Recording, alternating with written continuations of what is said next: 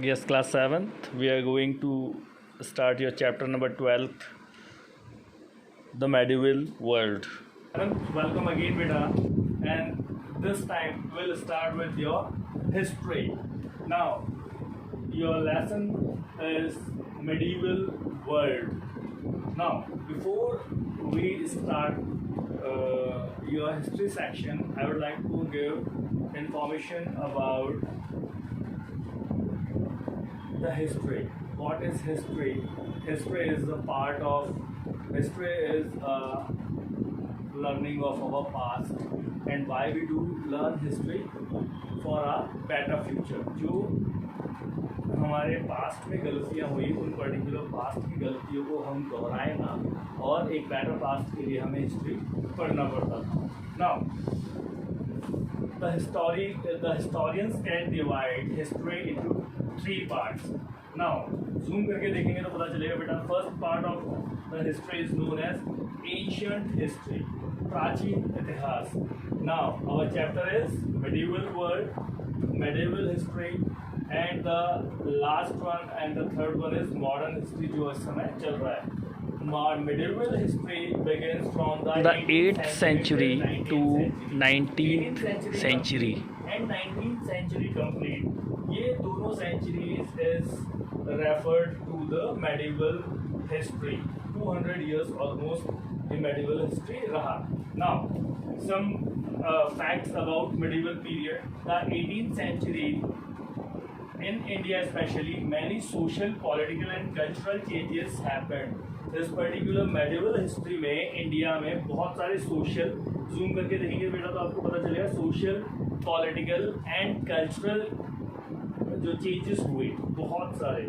Now in the end of medieval period Mughals were also decline.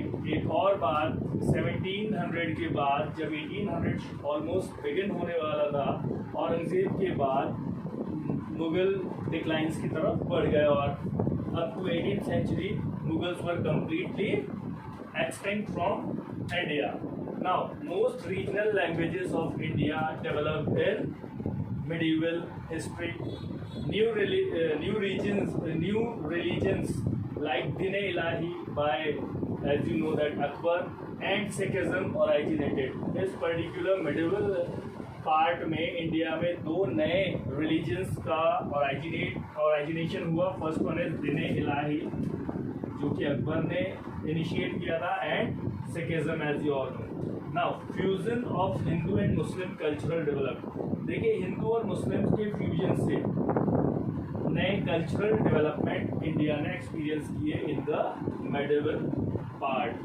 Now, many European countries attacked India for prosperity and economical benefits. बहुत सारे European countries ने India पर attack किए, and India will become a colony of European countries. Okay बेटा. Yes class. Major impact of geography on Indian history specially medieval period. Geography का क्या role रहा Indian medieval history में? कुछ examples हैं. Some examples are port means geographical portion.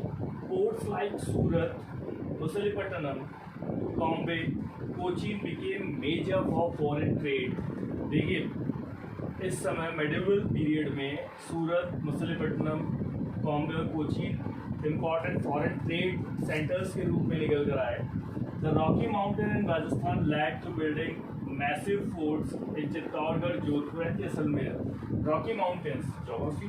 Rocky mountains जो राजस्थान के हैं उनमें बहुत स्ट्रॉन्ग और मैसिव फोर्ट्स बने. Examples of Chittorgarh, Jodhpur and Jaisalmer. The water scarcity of Gujarat and Rajasthan led to creation of baolis और Bauri step wells to store water, and this particular water conservation method is a great example of that time. आज भी हम in step Wales को visit करने जाते हैं क्योंकि ये एक बहुत अच्छे एग्जाम्पल्स हैं हमारे सामने वाटर कंजर्वेशन के. During medieval period, frequent wars took place due to the ambition to control rivers and land like Ganga, Yamuna and Tungabhadra. बहुत सारे wars हुए between the kings for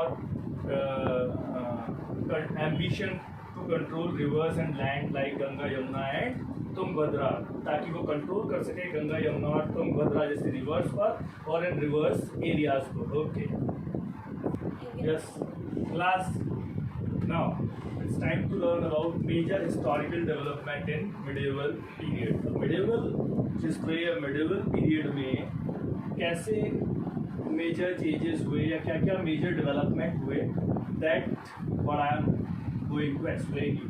First one is the coming of Muslim led to growth of mixed culture। क्योंकि medieval era में Muslims India में आ चुके थे, इसीलिए mixed culture शुरू हुआ। Interaction between North and South India, caste and regional differences abolished। India में आप देखेंगे नॉर्थ और साउथ के बीच में इंटरेक्शन हुआ, हिंदू और मुस्लिम्स के बीच में इंटरेक्शन हुआ, न्यू बहुत सारे रिलीजन्स जो थे वो एक्सपैंड हुए, स्प्रेड हुए, प्रोपोगेट हुए, जिसके कारण डिफरेंसेस अबॉलिश्ड हुए। The second one is the Mughals provide many centuries of political stability। This led increase in trade and rapid growth of towns and cities। क्योंकि मुस्लिम एरा में या मुगल एरा में पॉलिटिकल स्टेबिलिटी थी, and this political stability provide the circumstances to increase in trade and rapid growth of towns and cities।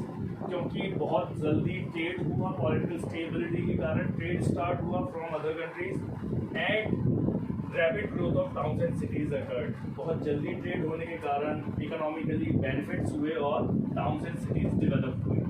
Trade led to a greater interaction between people from different parts of the world and exchange culture।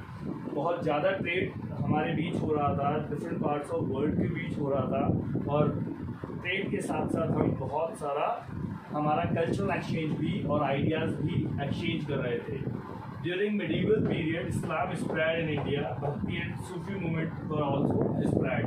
इस particular period में इस्लाम India में बहुत ज़्यादा spread हुआ, साथ ही साथ bhakti and Sufi movement were also spread, and bhakti and Sufi movement give the ideas of devotion to the God. Okay बेटा, वेलकम बैक अगेन बेटा, and this time we are going to study the portion after major historical development। Now, historical records can also changes। As I told you earlier, history, the changes is all about the specification of history। The main characteristics of history is history can change time to time by themselves। For example, medieval Persian is different from modern Persian।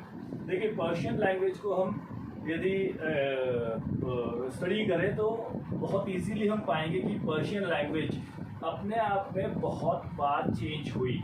Like not only grammar and vocabulary change but meaning also change.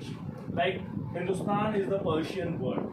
For example, today is India. Hindustan मतलब, आज की बात हम करें तो हिंदुस्तान मतलब India, but 13th century according to Minhaj Siraj, area of Punjab, Haryana and land between Ganga Yamuna is called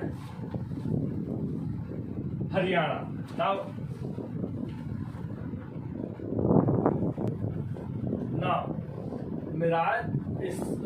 Minhaj Siraj used to term in political sense for land that were a part of dominance of Delhi Sultan। Actually Minhaj Siraj ने इस word को इसलिए use किया क्योंकि वो एक ऐसे part को डिस्क्राइब करना चाहता था जो एक्चुअली दिल्ली सल्तनत को रेफर कर रहा था, या दिल्ली सुल्तान उस पर डोमिनेंस कर रहे थे। The area included in the term shifted with the extent of sultanate, but the term never included South India within it। देखिए, जब हम बात कर रहे थे दिल्ली सल्तनत की और आज हम बात करते हैं हिंदुस्तान इंडिया है, लेकिन 13th century में हिंदुस्तान में कभी भी सदर्न इंडिया, जो प्रेजेंट सदर्न इंडिया है, वो कभी भी हिंदुस्तान में 13th century में नहीं था। Now, in the early 16th century, Babur used Hindustan to describe the geography, the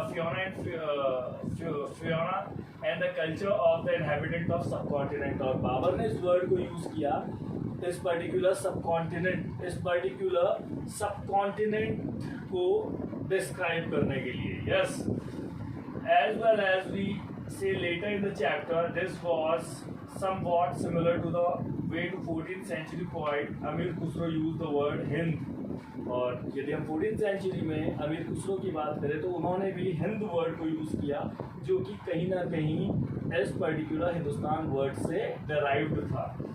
While the idea of geographical and cultural entity like India did exist, the term Hindustan did not carry the political and national meaning which we associated with it today। और उस समय 13th और 14th century में बाबर अमीर खुसरो के समय में कभी भी हिंदुस्तान वर्ड का इंडिया मतलब नहीं निकाल सकते थे, जैसा कि हम प्रेजेंट समय में देखते हैं।